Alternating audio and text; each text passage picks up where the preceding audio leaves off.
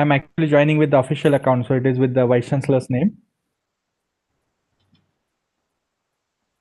Hello. Good evening, sir.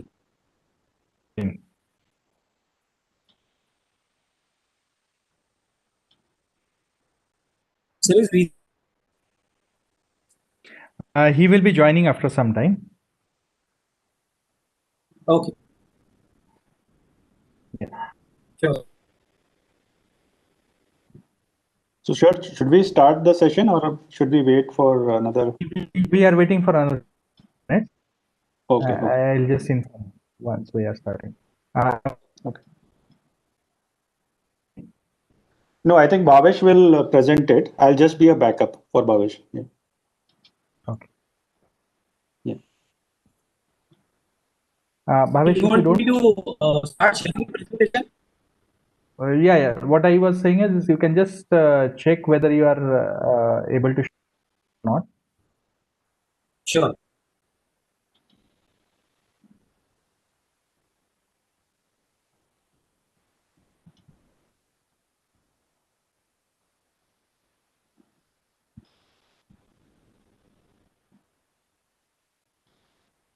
Okay.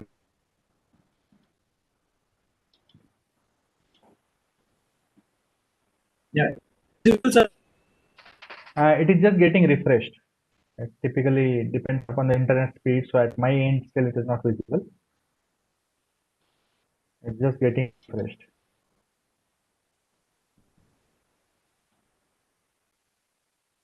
Mr. Avnish, can you see his content? Not yet. It's still loading. Yeah. There is some speed issue.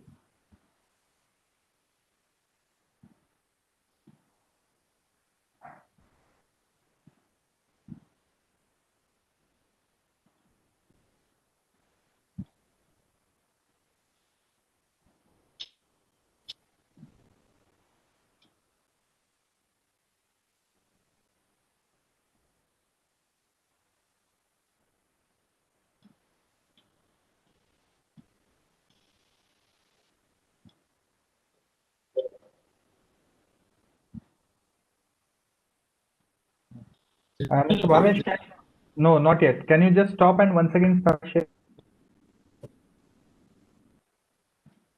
Sorry? Are you sharing screen or only the presentation? I have presentation, sir. Okay. Can you just stop and once again try sharing? Because still we are not able to see that presentation screen.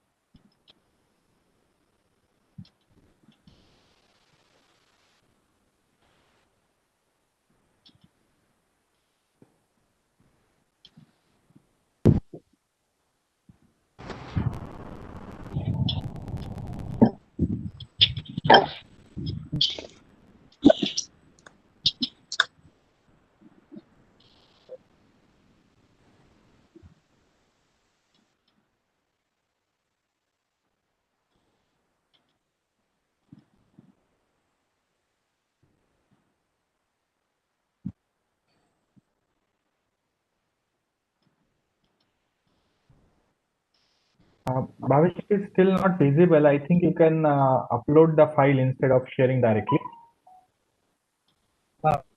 Let me try from another system. Give me 2 minutes. Okay.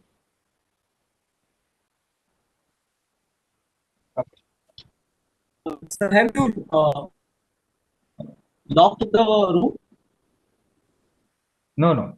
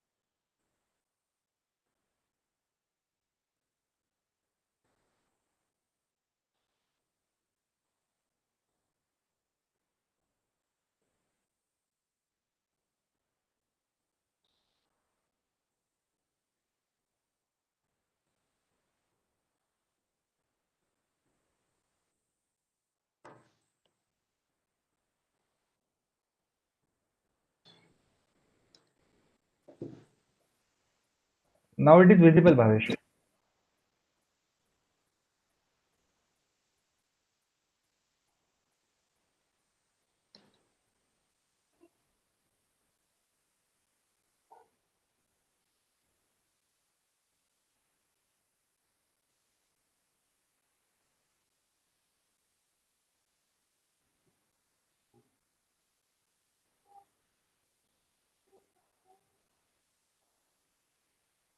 Hello.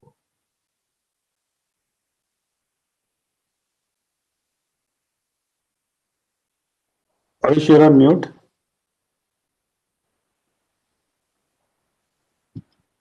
Okay, there's two Bhavesh. Hello. Hello. Am I audible? Yeah. Yeah. You are audible and your presentation is also visible. Yeah. So should we start, sir, or should we wait? Just remove the presentation for a moment. So I will just welcome all and then I will pass it on to you so that you can continue with the thing.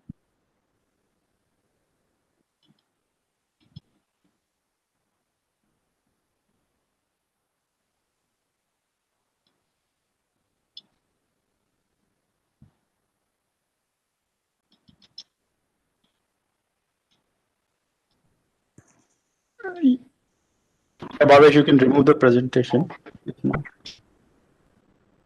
Okay, let it be. I think afterwards there can be some problem. Mr. Bhavesh, let it be like that. I will just introduce you and then I will ask you to start with. Mr. Bhavesh, are you ready?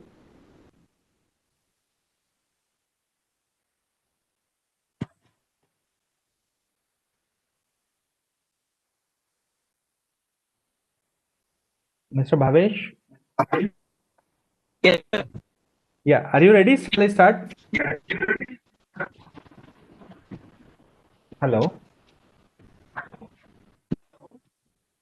Bhavesh will need to exit from one of the two machines. Both together may not work unless you mute one.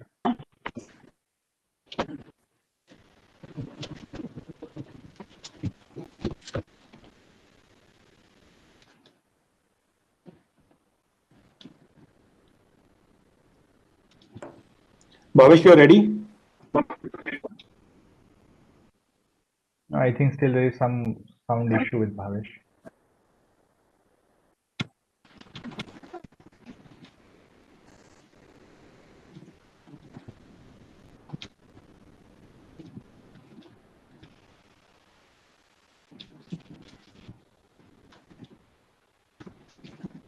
Avnish, this is visible now?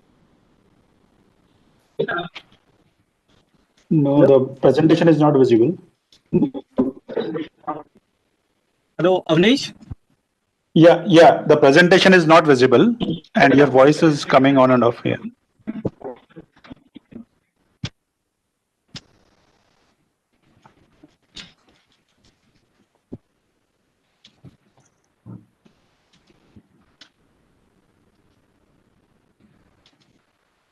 Maybe you can try exiting from one of the machines.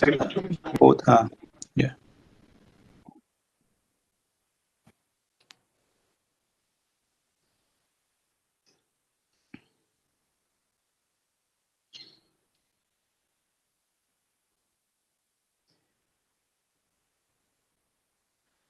Bhavesh, you're there? Yeah, I'm there. Okay, your Shall I start, screen is Bhavesh? not visible. No, screen is not visible now.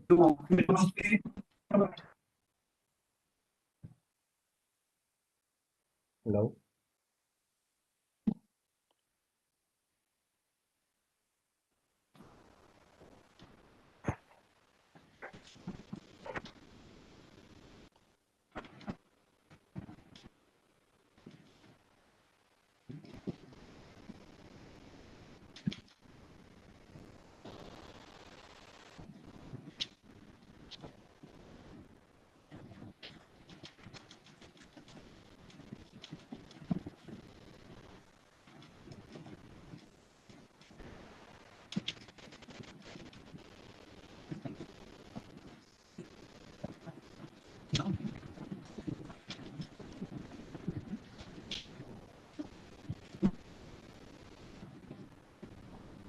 Bhavesh, your voice is not coming in case you're speaking.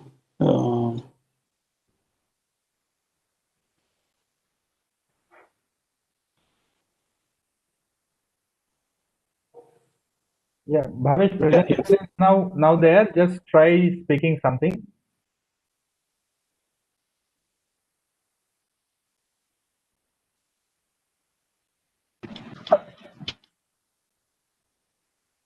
Am I audible?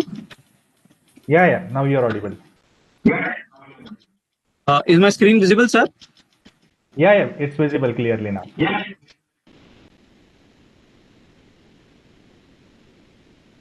Hello.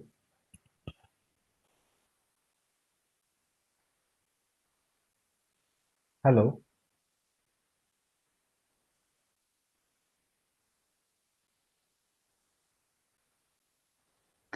Bhavesh, you're there. Your voice is going on and off, I think.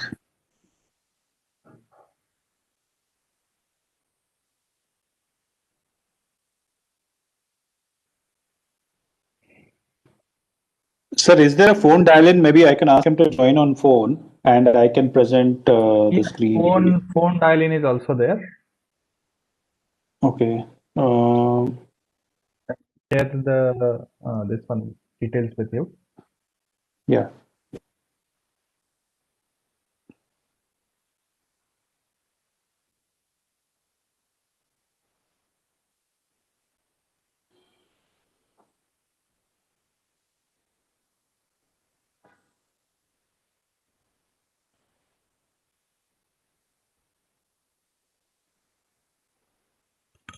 Just 1 second.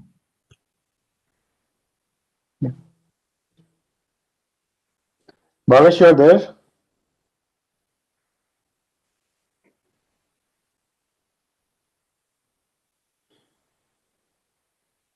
Mr. Amish, I'm just sending the details to you. Okay, sure. Complete details I'm sending. Yeah.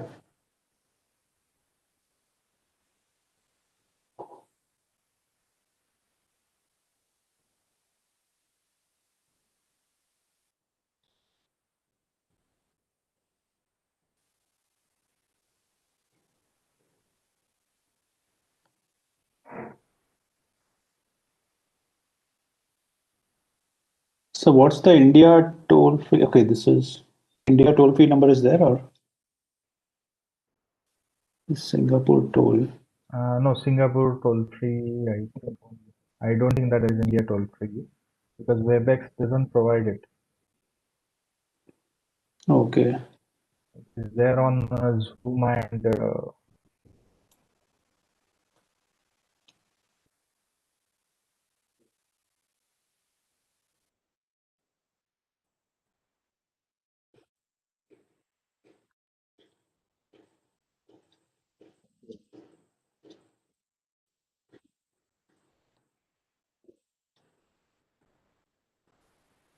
Okay, so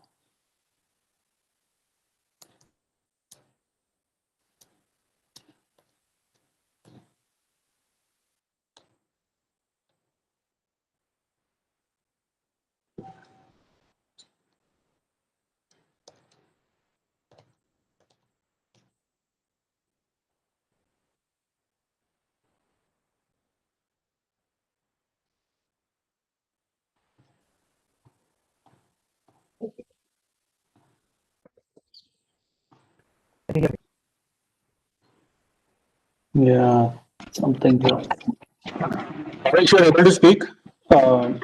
We are not able to listen to you. Hi, Avnish. Yeah. Am I audible? Yeah, now you're audible. Your screen is not visible right now, but if you can Yeah. share So, and start. Yeah.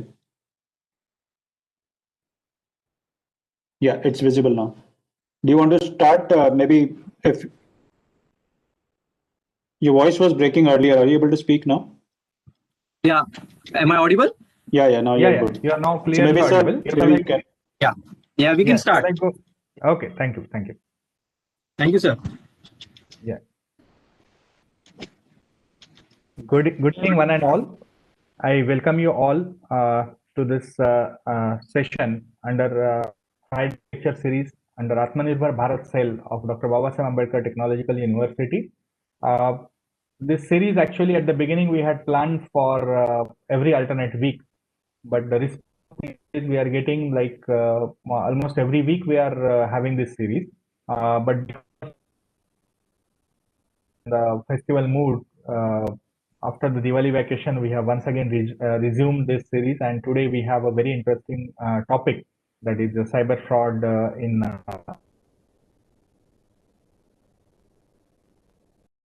our respected executive principals of affiliated colleges, heads of the department at main campus, the faculty who are joining this program through our YouTube live streaming, and students all across the state of Maharashtra and from the affiliated colleges and from the main campus as well, who are watching this program through YouTube live. Our Honorable Vice Chancellor had given this idea of starting a lecture series under Atmanirbhar Bharat, and this Atmanirbhar Bharat cell was also his vision, and ours is the first and the only Atmanirbhar Bharat cell established over any, and we are also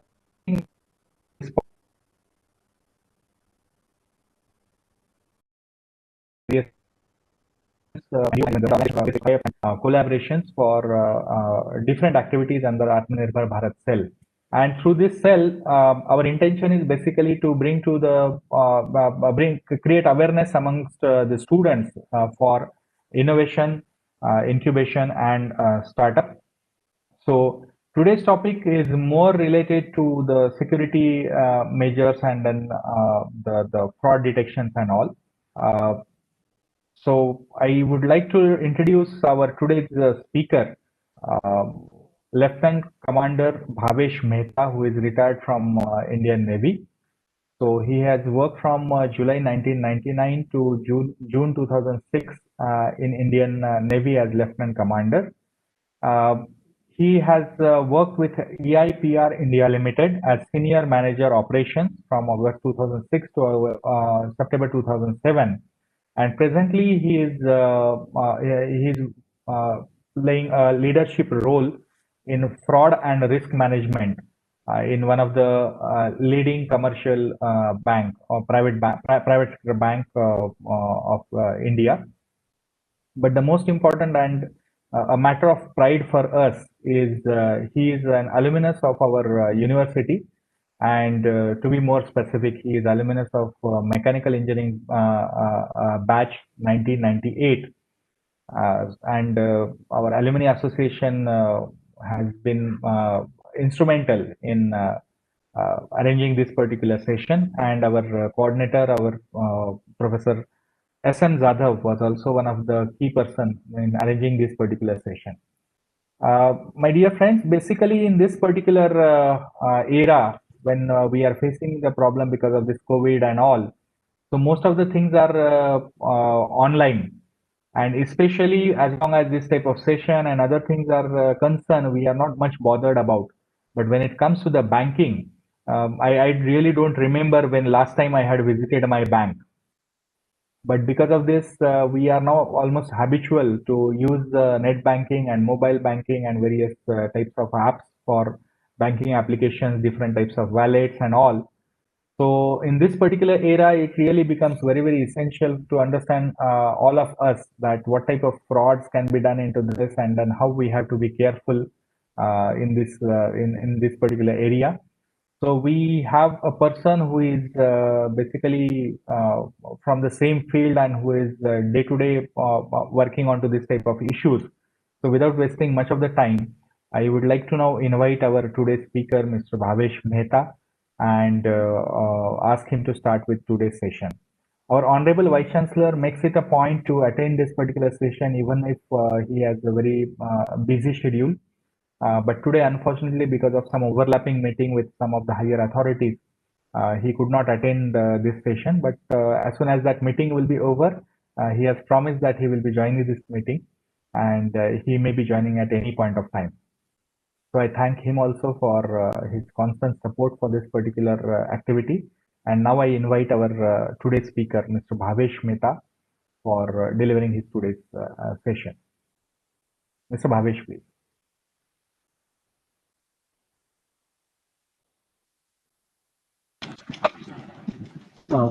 Thank you, Professor Joshi, sir, for the introduction.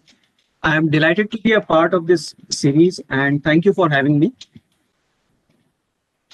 Good afternoon. Yeah. Good evening, Bhavesh. Please Professor, go ahead. good evening, sir. Professor Joshi, sir, Professor Jadhav, sir, heads of departments, faculty members, and students.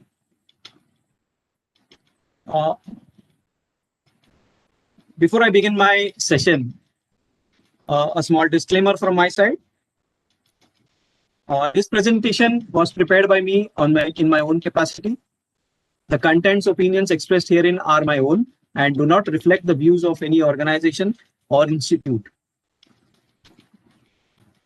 Today's topic I'll be covering in 4 agenda points: digital frauds, cybercrime, the channels, what is the pretext under which these frauds are perpetrated, and certain tips to safeguard against cyber frauds.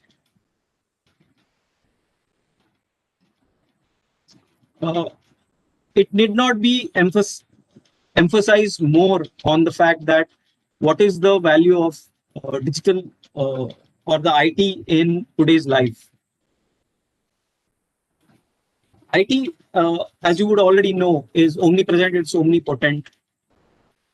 These days, we hardly spend any time having to do any physical work for most of the things, apart from playing and keeping ourselves fit.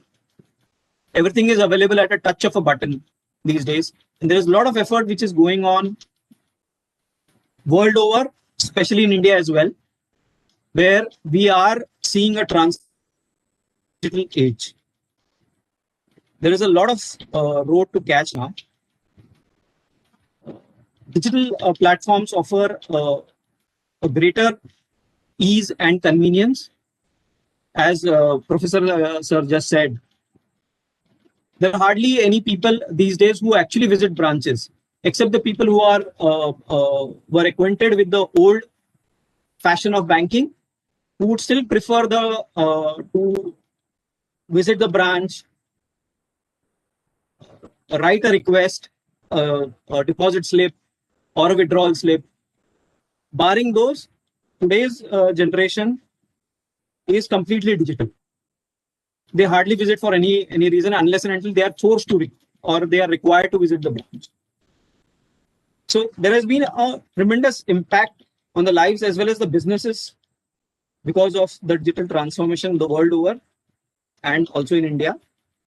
But during the whole transformation, the criminals also have upgraded themselves.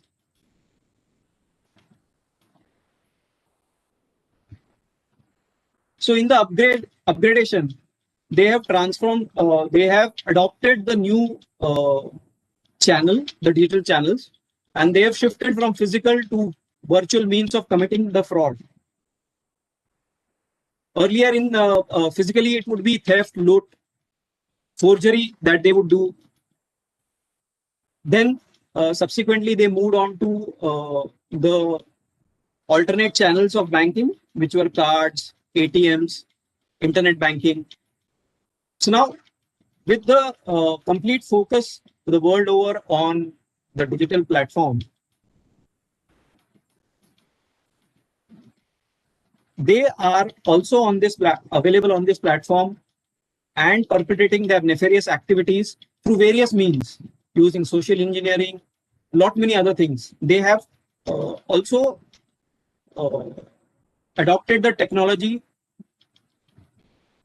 with the changing times, and there are catalysts which are available for these criminals. There is a parallel economy which is running, which helps these elements actually to perpetrate their misdeeds. Earlier, there were a small set of people who used to do it. Now it is completely an organized crime. When I say organized crime, I would like to just explain here is that today there is somebody who is actually the mastermind. He's sitting anywhere in this world. He will have his people here. Who would be actually doing a single activity of maybe sending out emails to somebody. There will be somebody who is runner on the field who will actually go to the branch or the ATMs to withdraw the cash. So this is how they have organized themselves. And the greatest advantage that they have taken of this whole in this whole activity is the anonymity which these digital platforms offer. So even if the person who's there on the field who actually by mistake also gets caught, he beyond the point of sharing a mobile number or an email address, he would not be able to provide you any information about that. Who has employed him? What is his role? Who is he transferring the money to? So this being said, let's define what exactly is a cybercrime. Cybercrime is an unlawful activity in which computers or computer network is used as a tool, a target, or a place. So like, so these elements actually to perpetrate their fraud use tools like malwares, emails with attachments, rogue apps. With the increasing usage of the mobiles, now they have actually put up apps on the Play Store.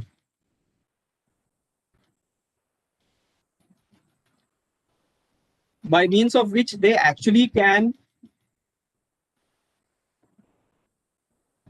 get hold of the user's information and remotely get control of the whole thing.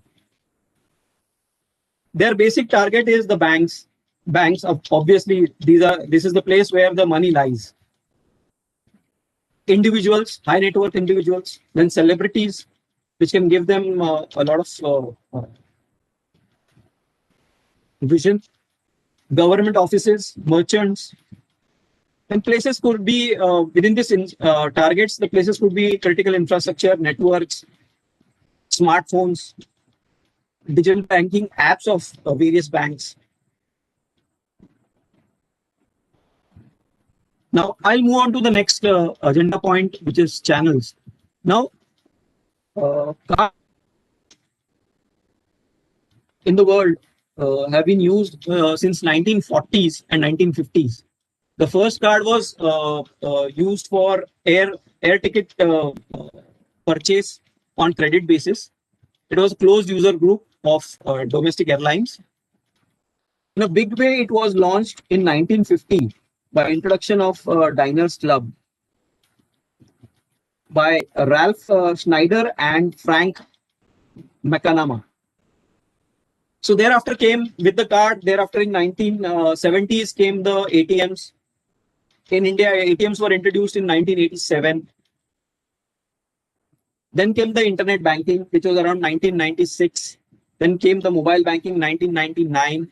And now we have the UPI apps and all those, which actually help us do the banking remotely without the 24/7 at any point in time. So the biggest challenge that the banks faced when they migrated from the physical world into the digital world was to authenticate the customer, or rather authenticate their customers. Who is the genuine legitimate user of that account? How do the banks do that? So that is where they came up with what you have and what you know. Now, what you have is banks will provide you when you open an account, you will have a user ID, card number. Card numbers will have the CVV2 value. You have your own device. So for verification purpose, they said, what you know, let's use that. So passwords came in. There were PIN, 3D secure codes, OTPs. These days you will see a lot of OTPs being sent, not only by banks, but the apps, different types of accounts that we open with other companies or on the go. So this is how it was being done. Now, this was also not enough. with the digital migration or the enhancements that we saw, this also fell short. How we'll see in few slides ahead.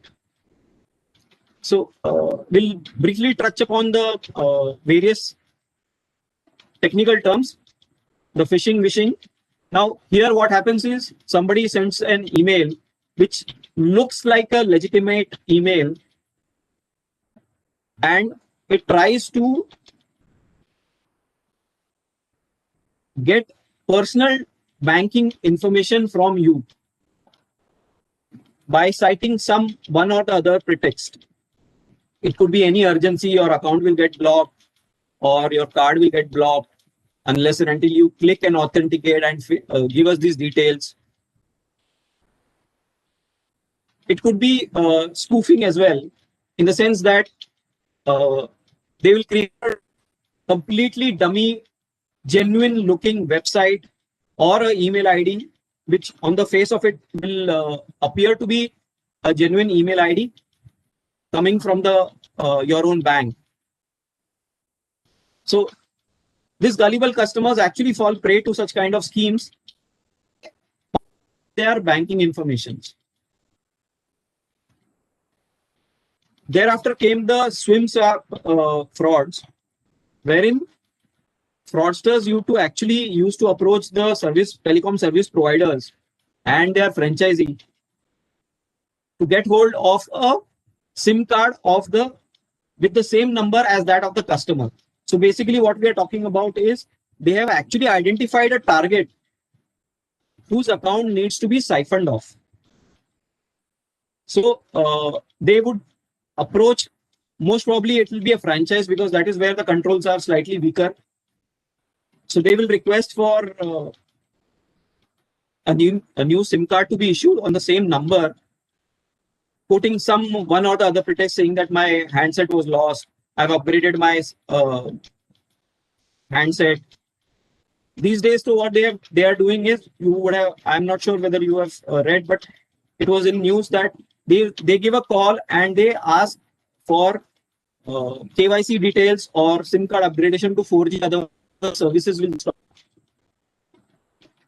So in such cases, what they do is they have a SIM card with them, and the 16-digit, 19-digit SIM card in a pre-formatted SMS needs to be sent to a customer care number of the service provider, based on which the new SIM card, which you have just sent the 16-digit numbers, will get activated. So that is how now the fraudster is in possession of the mobile number which is registered in the bank's account. So now all the communication with the customer, supposedly with the customer, is happening with the fraudster. Thereafter, there are malwares. Malwares basically are malicious softwares which actually exploit the loopholes which are there in the operating system or the website itself. So this would get induced into a user's device from either through a link or an attachment. These days, we would be seeing a lot of WhatsApp messages which are coming with links. Unless and until you are sure, I would recommend you not to click any of those links. The malwares silently get installed, and thereafter they actually work in the background. Then we have a sophisticated malware called keylogger.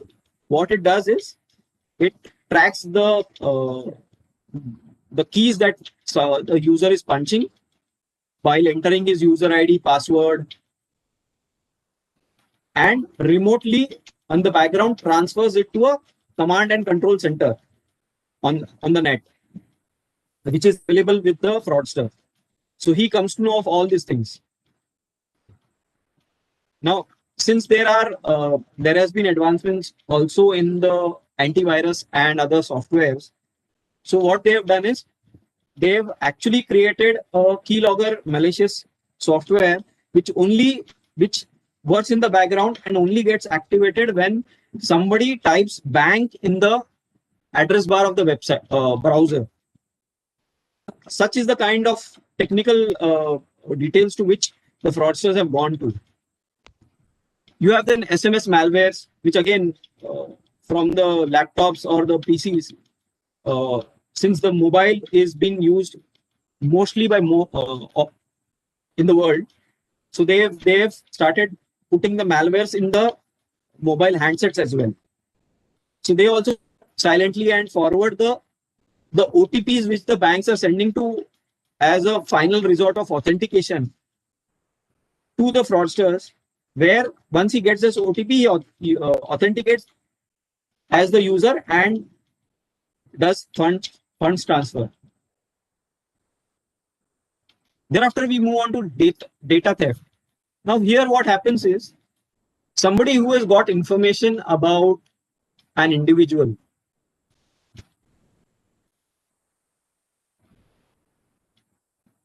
let's say his date of birth, his PAN number.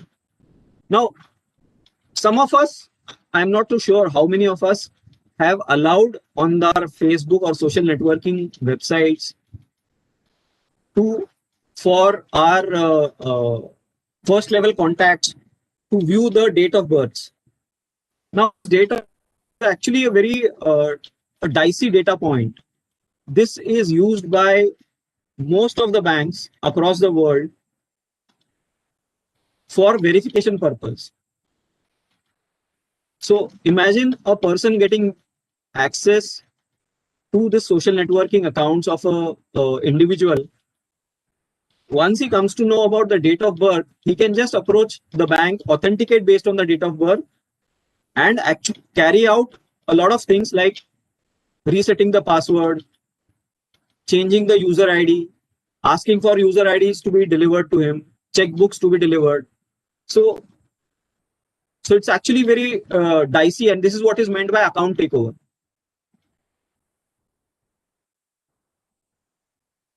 Next is skimming. In skimming, what happens is, it is mostly related to cards. Skimmers will be embedded into the existing ATM machines or at the POS terminals at the merchants, where they will, when you swipe a card, they will read the card data, which is available on the backside of the card. If you had seen the dark colored MAX stripe, which is there on that at the back of the card. Now that magnetic stripe contains a lot of data about the owner of that card, his name, his address. There is a CVV1 value also, which is imprinted there. So this is how that is used for authentication when a card is swiped. Of course, these days we have migrated to chip cards. So the chip also carries this in similar kind of data points about the user or the card holder. So these are read by the skimmers, and later on the fraudsters actually download this data, copy it onto another card, white plastic, and start using it, or rather misusing it at the merchant, or it can be for cash withdrawal. Mostly it will be cash withdrawal if he has been able successful in knowing the PIN of the card. For the PIN, you will find that there will be some remote place where he would have hidden a camera also to capture what exactly is the PIN that you are entering.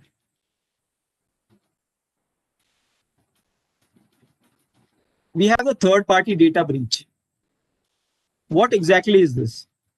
Now, you would have seen news articles wherein somebody would have said one of the free mailbox providing service providers, the account was hacked and a lot of data is available in the market. So similarly, there could be job sites or something of that sort where the data would have been breached. So somebody would have actually been able to bypass or hack into the security of that website and extract the data. And thereafter, he will make it available to in the public domain, or he will sell it. Now this data could be certain data points which are actually common to your bank account as well. Like maybe it could be a PAN number, it could be the credit cards or the cards that are using for making payments on websites, shopping websites. So that is how once somebody gets hold of that data, it can be put to misuse.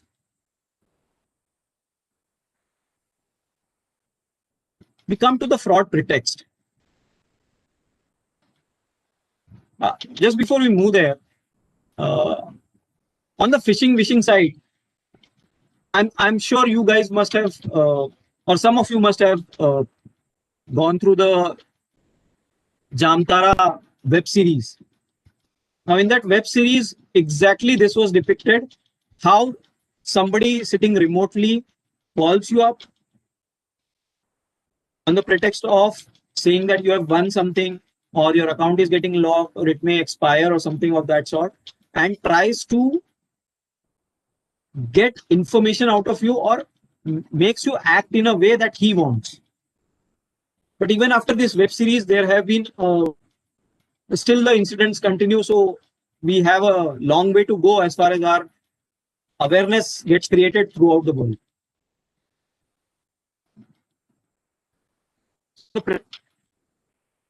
Now, mostly it is a social engineering, which is the pretext. Now, what I mean by pretext? Now, online complaints also can be registered for various regulators online. And some of them are available in public domain. You don't require a login ID to actually access anything. So what happens is, a fraudster also gets to know about this kind of complaints which somebody has logged.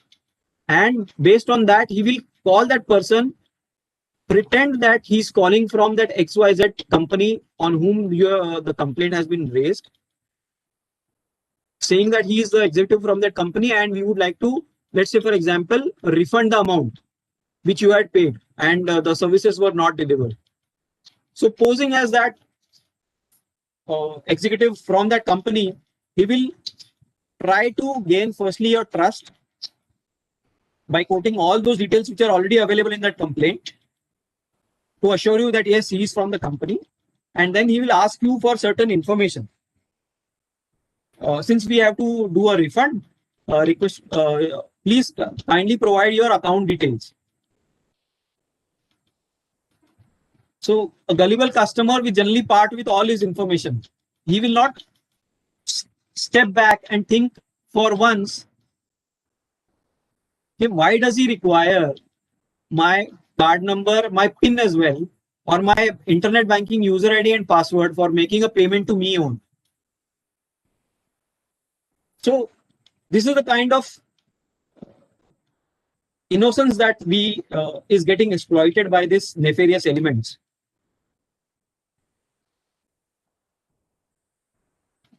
The classic these days is the OLX fraud. Now, I don't know how many of you are there on OLX, but at some point in time you would have been there, and you will see there is a buyer and a seller. So what happens is, generally these fraudsters, what they will do, they will pose themselves as somebody who is having a, let's say, a mobile phone, high-end mobile phone, which he wants to sell. And he will put the price very cheap. So people actually fall for that. When they contact him, he'll say, okay, I'll send you a QR code. You just scan it and make the payment. Once that payment is made, the mobile just switches off. You can't reach that mobile anymore. Or if you yourself are a seller, he will pose as a buyer, send you the QR code, which is actually meant for transferring the money from your account to his account. But he will tell you that, okay, you click on this QR code, scan the QR code and make the, you will receive, let's say, for example, 100 rupees. So instead of that, what happens is actually you end up making the payment to him. Rather than your account being credited, it gets debited. and his account gets credited. So even if you still have not understood the fraud, he will again get in touch with you. He will say, okay, it was by mistake. So now I will make the payment. I will make you 200, which is inclusive of the earlier 100. And he'll make that payment. Again, the QR code will come. Again, if you do it, you will again transfer, you'll be transferring another 200 rupees to him. So this is how basically they function, and they have been successful in actually defrauding a lot of people. As a trend in the domestic market, phishing frauds is on the rise. It continues to be rise rather. Swim swap is also on the increase because a lot of banks had also were forced to, since the customers could not visit the branches, or they didn't want to encourage the customers to visit their branches, they had actually opened up their remote banking channels. So in that also, mobile banking was getting targeted by these fraudsters. They used to swap the SIMs and call up the banks to carry out certain transactions for fund transfer or for something else, for account takeover. Then you have the mobile malware. Mobile malware also has been on the increase since the COVID time. That is what we have seen. Now, what happens here is the fraudster will call and again, on the same pretext like KYC upgradation, your KYC is pending, otherwise your account will get locked. So what he will say is that for me to do the KYC remotely, you download a particular app. That app would facilitate actually sharing of the screen. And then he will request you to log into your internet bank account and do the transfer. Let's say a nominal amount of 1 rupees or 10 rupees. And he will say, based on that, I will complete your KYC.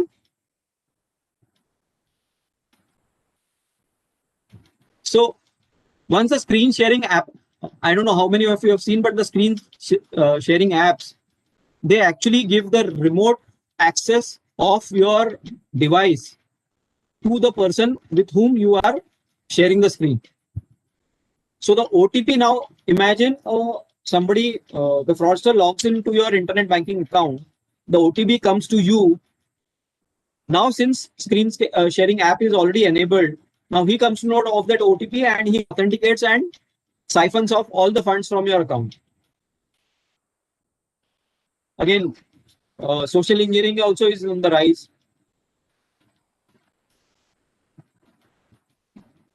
Because during the COVID, a lot of restrictions were there. People were not able to go outside and make any shopping, or they preferred making online transactions rather than handing over a card and taking it back. So skimming has been on the as a trend has been on the decrease.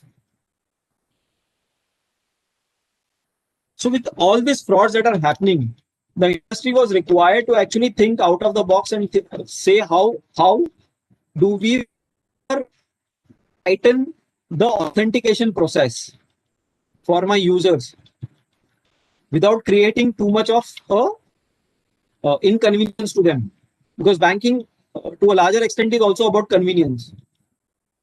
So what they said was the third factor was introduced, wherein voice or facial recognition, iris scan, or fingerprints also were being used to authenticate people. So this is still not very common, but you would have seen a lot of these new handsets where you have the fingerprint scanners or facial recognition, which is there, which the banking apps are making use of to actually authenticate their legitimate users and give access to the accounts through their mobile banking apps. So, but these are also like what we would have seen in the past, let's say 2-3 decades back in some foreign movies, wherein you would see how to bypass the iris or the fingerprints. That today is largely is possible, and in some places we have seen it is happening also. Fingerprints are being duplicated.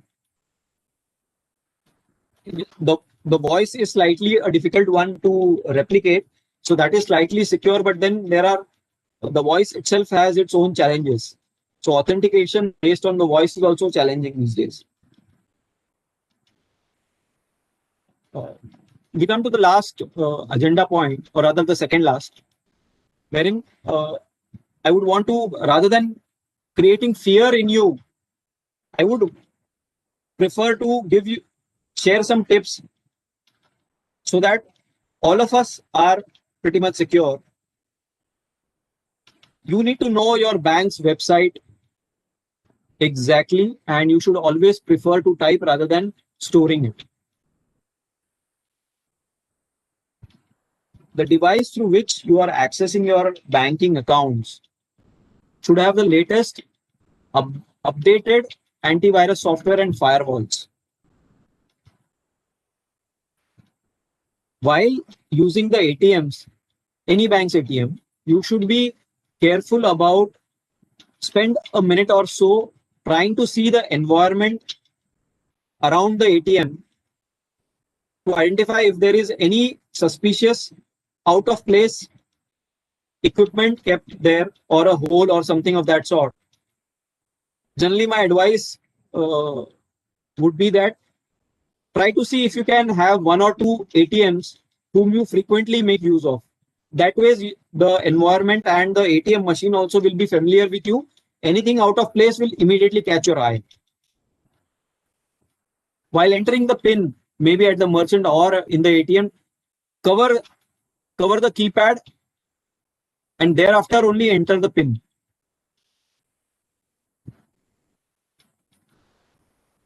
What you should not do: any suspicious mail or link which is received either on email, WhatsApp messages or anything, please try and avoid if it is coming from an unknown user or somebody who is unknown to you.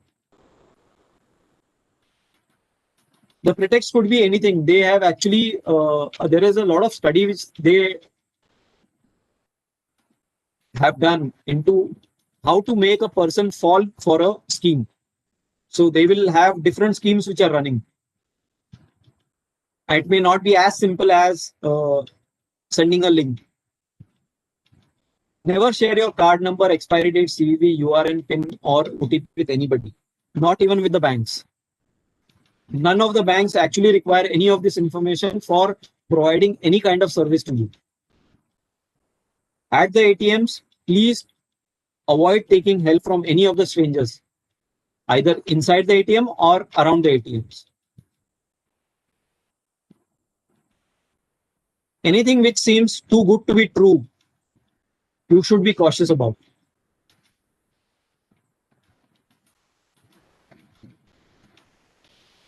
Fraudsters also try to distract your attention when you are using an ATM. So try and see that you don't get distracted. And lastly, never search for a contact number on the internet. These days, I don't know if you have noticed, you can actually change the contact numbers. The fraudster will update his own contact number there. You may end up calling the wrong number, and thereafter you'll fall prey to his scheme. So these are the certain do's and don'ts as far as safeguards against this cyber fraud schemes are concerned. Now, how does all this connect to the theme of this series, the Atmanirbhar Bharat? Today, having been in the bank for more than 13 years now, I know for a fact that none of the security systems which the banks require for various purposes, maybe it is for firewalls, for carrying out their own surveillance activities, for fraud detection prevention, none of the service providers are actually domestic. They are all foreign. all coming from overseas, international market. So there is a huge scope for in India for such kind of applications or services to be provided. The services could also be not only these days, banks don't want to incur a lot of cost. So what they will also want to do is they would hire certain services which are non-banking in nature. Let's say, for example, security, investigation, fraud detection. So they are happy to actually outsource these kind of activities. So this is where the complete scope lies. And it's a huge market. I think there was a recent news article, I think today or yesterday, wherein Niti Aayog CEO said that there is a potential of $1 trillion US dollars for the Indian tech industry. So while India is rightly poised as far as the technical knowledge is concerned, but this knowledge and everything is being utilized by foreign entities for providing services in India, or rather creating new products. So this is where the complete potential today exists as far as the cyber fraud is concerned. While our topic today is of cyber fraud, but there are lot many other schemes apart from the cyber frauds where there is a huge potential, where the banks actually require technical tools. Because of the fast-paced nature of the banking these days, they require technologically driven solutions for fraud detection and prevention. And machine learning and AI is what is being employed or being explored today for carrying out most of the things, apart from the fact that for their day-to-day operations which the bank are carrying out, which is highly labor intensive.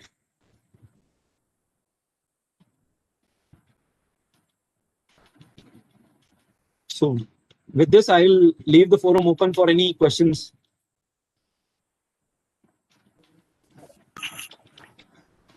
Thank you, Bhavesh, for the informative talk.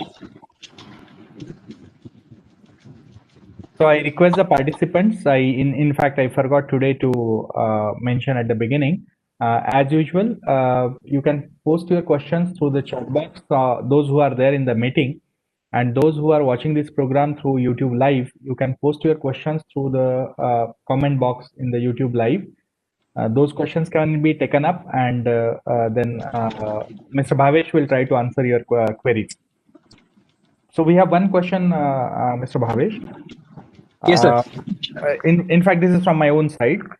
You have mentioned that we should not share the card expiry date and then the CVV number and all those details. But then whenever we are doing any transaction, so these details are required, even if suppose we go for that Amazon site or anywhere for any payment gateway. So Right. this information will be required. So how do you take care of this? Right. So, in fact, a fantastic question, sir. While this information may be required at that point in time for that particular transaction to be done, what I was mainly referring to is somebody trying to call you up and asking you for these details should raise a red flag in your mind. Why should I be required to share with somebody on the call these details? Coming to your point, while online banking also these days, these apps, just to make your life, or rather our lives convenient, what they do is they allow storing of the card information. Now that also is something which I would advise people not to store their card information in the app or with the shopping websites. It is, you take a slightly longer route, make that extra effort into typing the card number, CVV number, expiry date, every time you make a payment, it is in your interest. Okay. Thank you, Mr. Bhavesh. We have one question from Avnish. He wants to ask any UPI related frauds that banks have came across with the use of UPI being extensively during lockdown and now, wondering if we are at risk in any way and how we can avoid it. The question Yeah, is mainly so related to UPI transactions. yeah. So UPI transactions. See, now UPI transactions, as far as being executed through your bank's own application, is much more secure rather than using some third-party applications like uh, there are certain fintech companies who, even if they don't have any license, they are operating, and there has been some clarification which has been given by the regulator also, saying that they are not being registered. So I would recommend that for making any UPI payments, either the payment bank's app or your own bank's full-fledged bank's app should be made use of. Okay, thank you. We have one question from YouTube. I'm not able to read out his name. A person is asking here that if whatever these banks now they are coming with the URL as HTTPS. So is that HTTPS really secured? That S letter is added along with that HTTP now. Correct. So, So how secure it is? So in fact, that has been there for quite some time now. The S only helps you to gives an added layer of security. While okay, let me just clarify. I have not too much of knowledge about the technical details, but I will answer that question. The S only gives you an added layer of security. That's all. I know of instances wherein that also has been fraudsters have been successful in actually cracking that as well. So these days, if you really ask me, since there is a lot of money, what actually happens is people are investing a lot of efforts into studying the technology which is existing and trying out ways and means of actually misusing that technology rather than making use of it. So as I said, there is a parallel economy underground, the dark web, as it is called. So that is where you will find most of the solutions are given, like you and I would be doing shopping on, let's say, Amazon for purchase of clothes. So there are schemes which are available for people to go shop, take those schemes, come into the real world on the internet that we know, and perpetrate those frauds. So this is the kind of enablement which is available to a person to carry out wrong deeds. Okay. Bhavesh, we have one more question from one of our students from Aurangabad. Miss Nandini wants to know that sometimes some of the transactions which are done through some payment gateways, and these payment gateways are not within our control. And as a student, they need to fill up different types of fees or some type of form fees and all those things, where there are no options for payment gateway. Only one or two options are available. In that case, how they can safeguard themselves from the frauds? The first and in fact, that's a very valid and very good question, Nandini. While the first precaution that we have to take, or any of us can take, is to ensure that we are on the right website of that university or the institute.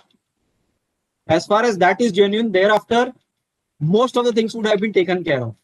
because these are generally the payment gateways are actually a business tie-ups which are there. So you and I may not get to choose the payment gateway.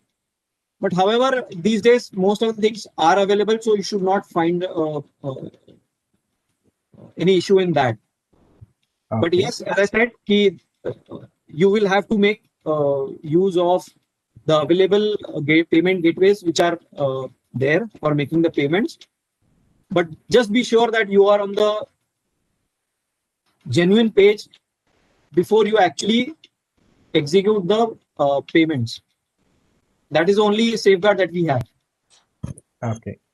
One more question is there from one of our faculty from the pharmacy stream, Professor Darekar. He wants to know that these days the ATM cards and credit cards are coming with the Wi-Fi facility, and for up to 2,000 rupees, there is no need of entering any PIN number or anything. But Right. he's saying that there are some videos available on WhatsApp and YouTube and all where people are doing some fraud. They are just taking away money from those Wi-Fi enabled card. So are there any tricks how we can safeguard from this type of thing? Right. So, interesting question actually. See, this is they are called the tap and pay cards actually. So when they were first introduced or when it was being tried out, that time itself some theoretical analysis was carried out, and it was in theory it was proved that these can be made can be misused. So what happened was, thereafter the strength of that Wi-Fi or that I think it is an RFID. So the strength of that RFID was reduced to a such an extent that unless and until somebody actually places that card near to a reader, it cannot be read. Which means what I'm not sure what videos you have seen, but the videos what I had seen and I'm aware of is that they were able to, somebody has got a reader in his pocket and the card being in your wallet was being read. Now such kind of things can't happen with us. The industry has taken a lot of precaution in this regard, and beyond a point, unless and until the card is very near to the reader, it is very difficult for somebody to read it. Okay. Bhavesh, I hope I have. Yeah. We have one more question from Miss Payal, who it seems she's also a student. So she's asking whether there is some specific limit. Suppose we come across some particular bank fraud, and sometimes what happens is, because these days lot many SMSs and all those things are coming, so sometimes we ignore them. But if we come to know about that somewhat later, so is there any limit that within this many hours or this many days only we can complain about these frauds? There is no limit actually to the extent of informing your bank about the unauthorized transaction is concerned. But the sooner you inform them, the better are your chances of recovering the money. I would put it that way.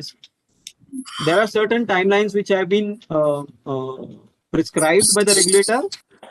So within that timeline, if you are able to get back to your bank also has a higher chance of helping you out in retrieving that money. We have our own channels of speaking to some other bank. We know somebody there. We can speak to him and try to block that account and reverse back that money. So the earlier you get back to your bank about an unauthorized transaction, the higher are your chances of recovering that money. These days, as you rightly said, there are a lot of SMS being sent because a bank, the user or the account holder needs to know what is exactly happening in his account. And in case if he is not the person who is carrying out those activities in his account, it is an information or intimation to him so that he can get back to us, get back to the bank, saying that this is not what I have asked for, or I have carried out this transaction. Okay. I hope We have one- I have answered Payal. Yeah, I have one more question from Professor Sagar, who is also from the pharmacy stream. So he wants to ask that suppose their college wants to tie up with some payment gateway. Then in that case, is there any certification or what are the parameters they should look into so that payment gateway is a valid and secured gateway? Is there any certification available, or what are the parameters they should look for while selecting the payment gateway? Great question. Now, when you go for any discussion for availing a services like a payment gateway, what you need to ask or understand from that prospective service provider would be what is his mechanism for fraud management? Does he at all have any ways and means of detecting or identifying a fraud? Two, you can ask him how do you ensure, or what is the process of reconciling the accounts or the transactions which happen on the gateway. These are very important. I will tell you an experience. Third party service provider was actually targeted by a fraudster. Now it is not the account holder nor the bank, it is a third party. The payment gateway. What was being done was, on the fly when the information was being sent, somebody had created a script wherein automatically 2 zeros were being added on the amount which was being sent. Okay. And this payment gateway didn't have any mechanism of reconciling what was approved. So what happened was, when the information was being flown or was flowing into the bank through the payment gateway, there were 2 zeros being added, and while coming back, those 2 zeros were being removed. So what the reconciliation was not happening was that if I am sending a requirement of 100 rupees for authentication to the bank, what is the bank communicating or authenticating back to me? In this case, 100 rupees was being authenticated as 10,000 rupees. 2 zeros being added. So the net amount which was being debited from the bank account was 10,000 rupees, whereas what was being shown or displayed was only 100 rupees. So it is important for a payment gateway to have a good reconciliation mechanism. Apart from the fact that when they process the transactions, how do they process it, and what are the safeguards which are available to them so that nobody actually changes the script or is able to change the script. Okay, thank you for the answers. I think most of the questions you have already answered. And if there are some specific questions which some of you might not have asked, and then these questions may come to your mind, and those questions you can pass it on to our Atmanirbhar Bharat cell, and then we'll pass it on to the speaker, and then they may respond to your question. So thank you, Bhavesh, for a wonderful session, very informative, and then also you have answered all the questions almost satisfactorily. Of course, behind that, your a lot of experience is there in this particular area.